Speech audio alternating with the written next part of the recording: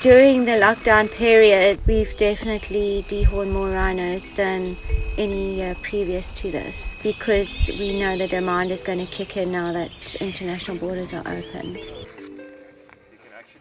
With South Africa's borders reopening, rangers in the Northwest Province rushed to dehorn a rhino. It's part of a bigger operation, as experts warn of a likely resurgence in rhino poaching as international borders open.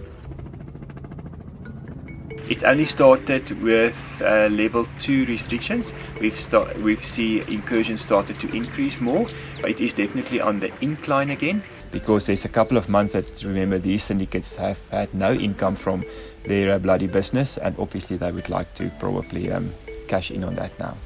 Government announced in July that poaching numbers have halved in the first 6 months of 2020, with 166 rhinos killed so far in this year. The decline is largely due to the strengthened law enforcement at countries' borders and a decrease in demand. Dehorning rhinos to make them less valuable and attractive to poachers isn't a new practice, but has proven to be effective. Ourselves, since we dehorned in 2014, we've not had a single poaching incursion at all. So it shows the benefit of it. A lot of reserves who have dehorned, again, have either maybe had one or no poaching incursions. What we're hearing from people we know is if you dehorn, then it's a massive reduction in the risk, and also people are tending not to have poaching incidences within that time period. A rhino horn weighs approximately 4 kgs, and the value of rhino horn is $60,000 US. So you're talking about $250,000 on a rhino's head, and it's no wonder that they go to extreme lengths to try and poach them for that sort of money. And it's organized crime, highly sophisticated, so the rhinos don't actually stand a chance. While the amount of rhinos dehorned is kept unknown for safety purposes, horns are being kept safe in secure vaults. The horns are microchipped, they're DNA'd by Nature Conservation, so all records of them are kept as a nation, so that we know exactly how many horns are in the country.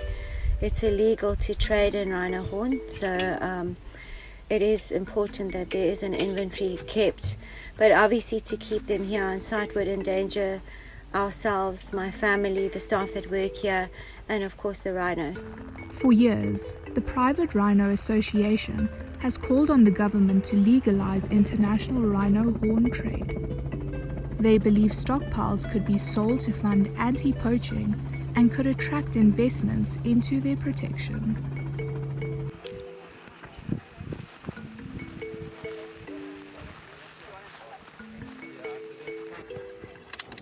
It's probably not visibly always the best thing to have a rhino without a horn, because in our minds there's an iconic thing to a rhino, it's got a horn.